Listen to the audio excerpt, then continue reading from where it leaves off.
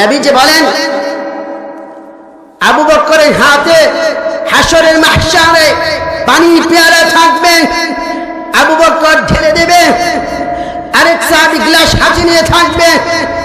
আমি মুহাম্মাদুর রাসূলুল্লাহ, সবাই বলেন সাল্লাল্লাহু আলাইহি ওয়াসাল্লাম, আমি পানির পাত্রটা হাতে নিয়ে আমার যে উম্মত, আমার আশিক ছিল, আমার প্রেমিক ছিল, আমি নবীজির তরিকায় চলেছে, আমি নবীজিকে ভালোবেসেছে, আমি নবীজির আদর্শ অনুযায়ী চলে চলে মৃত্যু পর্যন্ত চলেছে।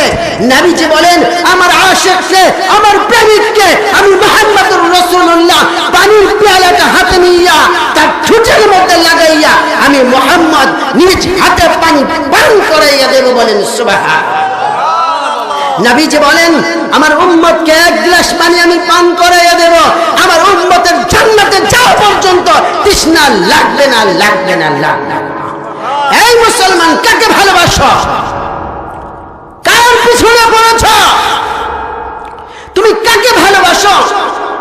তোমার মাওলা ছাড়া, তোমার নবী ছাড়া তোমাকে কে এত বেশি ভালোবাসে? কেউ ভালোবাসতে পারবে না, সবার ভালোবাসার মধ্যে স্বার্থ আছে, কিন্তু একমাত্র আমার আল্লাহর ভালোবাসা, নবীর ভালোবাসার মধ্যে স্বার্থ নাই। বলেন ঠিক কিনা? তুমি কাকে ভালোবাসো? কোন নেতার আদর্শ মানো? ও যুবক, তুমি আজকে সুন্নত তরিকায় চলো না, তোমার দেহের মধ্যে সুন্নতি লেবাস নাই, তুমি ইহুদিদের কালচারে তোমার চুলটাকে কেটেছ। কেন রে যুবক? তোমার তো চুলটা হওয়া দরকার ছিল মুহাম্মাদুর রাসূলুল্লাহ সাল্লাল্লাহু আলাইহি ওয়াসাল্লামের তরিকায়। তোমার গায়ের পোশাক হওয়া দরকার ছিল মুহাম্মাদুর রাসূলুল্লাহ সাল্লাল্লাহু আলাইহি ওয়াসাল্লামের তরিকায়। ও যুবক, জীবনের আদর্শকে যদি গড়তে হয়, তোমার ক্যারিয়ারকে যদি গড়তে হয়, মুহাম্মাদুর রাসূলুল্লাহ সাল্লাল্লাহু আলাইহি ওয়াসাল্লামের আদর্শ ছাড়া তুমি জান্নাত পাইবা না, পাইবা না।